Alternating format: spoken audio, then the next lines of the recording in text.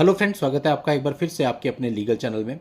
दोस्तों, आज की इस वीडियो का टॉपिक यानी मुद्दा ये रहने वाला है कि जो आप डाइवोर्स केस फाइल करते हैं उससे पहले आपकी एक सोच होती है कि हमें इससे डाइवोर्स लेना है, इसीलिए आप डाइवोर्स केस फाइल कर रहे हैं। तो इस डाइवोर्स केस से रिलेटेड आज मैं आपको ऐसी ऐसी चीज़ें बताऊंगा जो कि अगर आप अपने डाइवोर्स केस में सम्मिलित करते हैं तो वहाँ पे चांसेस बहुत ज़्यादा आपके बढ़ जाएंगे, और अगर सम्मिलित नहीं करते हैं तो आपको नुकसान होगा। दोस्तों, ये प्रैक्टिकल वीडियो रहने वाला है सेक्शन 13 HMA की पिटीशन पर।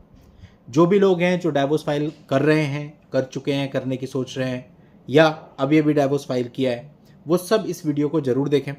और डाइवोर्स एक ऐसा मैटर है कि अगर आपका वैवाहिक विवाद चल रहा है तो एक ना एक दिन आपको डाइवोर्स फाइल करना ही पड़ेगा, अगर आपका एमिकेबल सेटलमेंट 1 साल 2 साल नहीं बनता है तो आप उस चीज़ के लिए हमेशा तैयार रहें। और जो डाइवोर्स आप फाइल करोगे उसे कैसे फाइल करना है, उनमें क्या क्या सावधानियां रखनी है, वो सब आज के इस वीडियो में मैं आपको बताने वाला हूँ।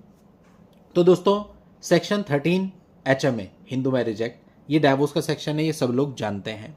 अब दोस्तों, कुछ लोग यहाँ पे बहुत बेसिक गलतियां कर रहे हैं जिसकी वजह से 5-7 साल केस लड़ने के बाद उनका जो केस होता है वो कोर्ट से खारिज हो जाता है और उनको बहुत नुकसान उठाना पड़ता है और उसमें असहनीय पीड़ा होती है, क्योंकि बहुत सारे वर्ष और पैसा जा चुका होता है। तो दोस्तों, इस पूरे लिटिगेशन के अंदर सबसे मेन यही होता है कि आप चीज़ों को अच्छे से समझें। अब कई सारे लोग, पता है, एक प्रश्न पूछ रहे थे, बोले सर आपको हम कोर्ट की ड्रेस में, कोर्ट में ही देखते हैं केवल, लेकिन वीडियोज में आप कोर्ट की ड्रेस में नजर नहीं आते। उसका कारण है कि मैं ऑड टाइमिंग पे वीडियोज बनाता हूँ, कि दिन में समय मिलता नहीं है, या तो बहुत अर्ली मॉर्निंग बनाता हूँ या लेट नाइट बनाता हूँ। तो इस वजह से आपको जो वीडियोज है वो बिल्कुल बेडरूम के अंदर से ही बनाता हूँ और नॉर्मली बनाता हूँ। जिन कपड़ों में मैं सोता हूँ या फिर सो करके उठता हूँ उन्हीं कपड़ों में वीडियो बनाता हूँ, क्योंकि ये सारी चीज़ें रिलीवेंट नहीं है। रिलीवेंट इन्फॉर्मेशन है जो आपको मिलेगी और जिस इन्फॉर्मेशन से आप फ़ायदा उठाओगे, बाकी सारी चीज़ों का कोई मतलब नहीं होता।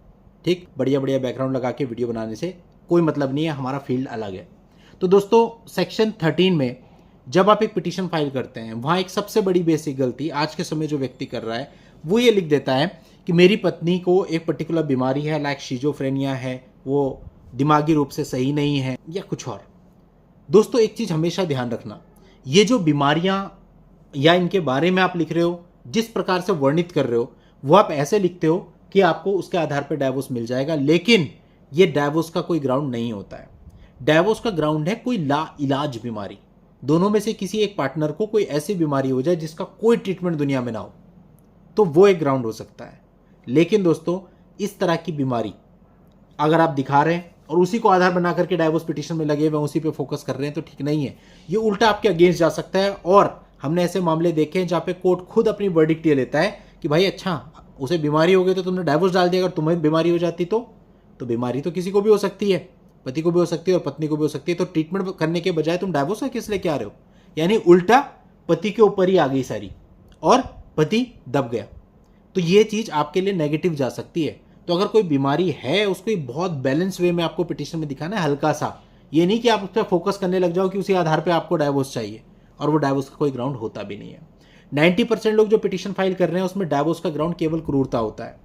एडल्ट्री पे भी कई बार आप ज़्यादा फोकस कर देते हैं, लेकिन उसके भी आपके पास कोई कंक्रीट प्रूफ होते नहीं है, तो कोई फायदा नहीं है, कोई मतलब नहीं है। हाँ, वो जो किसी और के साथ संबंध में है, या किसी और के साथ ऑड टाइमिंग्स पे बात करती है, या किसी और के साथ आपके पास मैसेज पकड़े गए, या इस प्रकार की कोई भी चीज़ है, तो वो आपके ऊपर डेफिनेट क्रूरता है, यानी क्रियुल्टी है। और क्रियुल्टी जो है वो डाइवोर्स का एक ग्राउंड है, जो कि स्टेब्लिश्ड ग्राउंड है, जिसके आधार पे आपको डाइवोर्स मिल सकता है। तो उन चीज़ों को आप क्रूरता बना करके वहाँ पे पेश करो कि मेरी वाइफ ने क्रूरता की है। एडल्ट्री केवल आप तभी लिखो जब एडल्ट्री का कोई ऐसा प्रूफ आपके पास है जिसमें आप 100% श्योर हो कि कोर्ट इसको एडल्ट्री मान ही लेगा, और तभी एडल्ट्री का ग्राउंड भी आप लो। अदरवाइज जो इस प्रकार की चीज़ें, किसी से बात करने की या किसी के साथ घूमे जाने की फोटो या इस तरह की कोई चीज़ें हैं, तो उनको आप क्रूरता के रूप में पेश करो कि उससे आपको मानसिक टॉर्चर हुआ, उससे आपको मानसिक तनाव हुआ, उससे आप अवसाद में चले गए। ठीक, अब मेरा कहने का यह मतलब है कि सबसे पहले आपको यह डिसाइड करना होता है डाइवोर्स की पिटीशन बनाते हुए कि आपका ग्राउंड क्या होगा। केवल क्रूरता, या फिर क्रूरता और परित्याग दोनों, या फिर क्रूरता, परित्याग और एडल्ट्री तीनों, या फिर केवल क्रूरता और एडल्ट्री, या फिर सिर्फ एडल्ट्री। तो क्रूरता एक ऐसा ग्राउंड है जो आपको लेना ही चाहिए, क्योंकि परित्याग हुआ तब भी आपके ऊपर क्रियुल्टी हुई, और अगर एडल्ट्री हुई तब भी आपके ऊपर क्रियुल्टी हुई। तो क्रियुल्टी का ग्राउंड तो आएगा ही आएगा।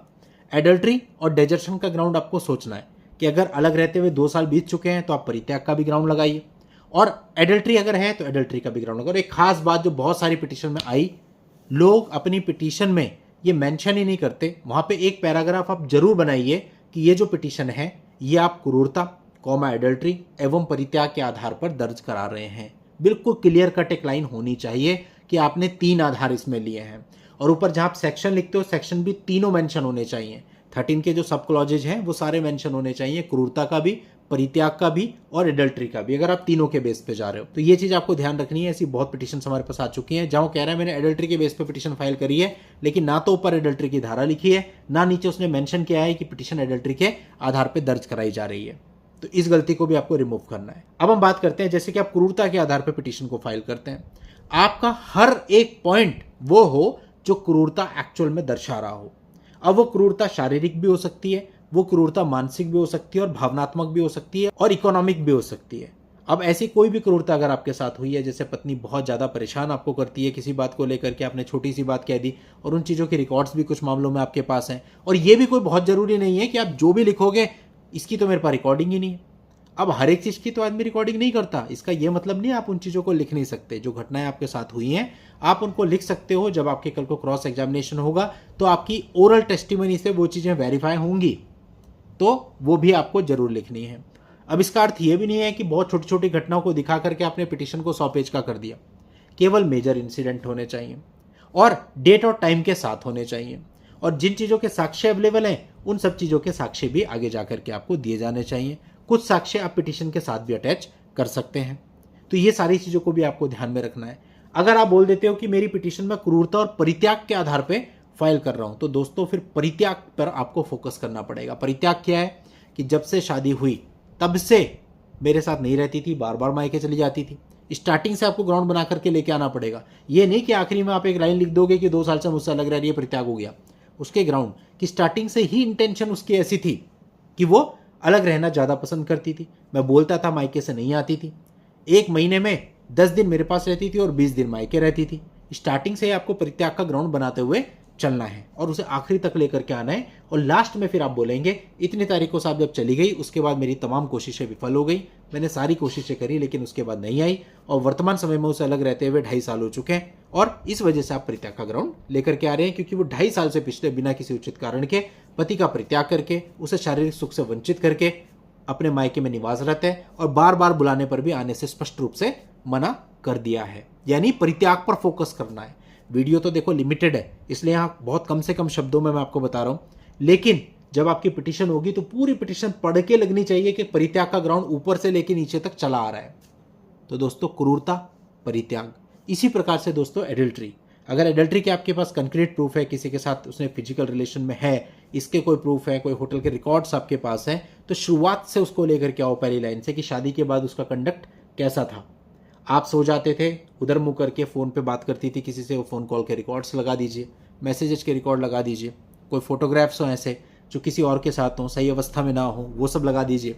तो वो सारी एडल्ट्री के ग्राउंड आप स्टार्टिंग से ही बना के लाओगे और आखिरी तक लेकर के जाओगे, और फिर लास्ट में आप लिखोगे कि इस एडल्ट्री की वजह से, इसके द्वारा की जाने वाली क्रूरता की वजह से, इसके परित्याग की वजह से आपके पास कोई ऑप्शन नहीं है इस पिटीशन के अलावा, दैट्स वाई आप इस पिटीशन को फाइल कर रहे हैं। तो दोस्तों इस प्रकार से आपको पूरा एक फ्रेमवर्क तैयार करना होता है। कई सारे लोग हमसे क्वेश्चन करते हैं कि साहब हम आपसे बात करते हैं कि डाइवोर्स की पिटीशन बनानी है, आप कहते हो 10 दिन लगेंगे मुझे, जबकि हम तो 2 ही दिन में बनवा लेते हैं।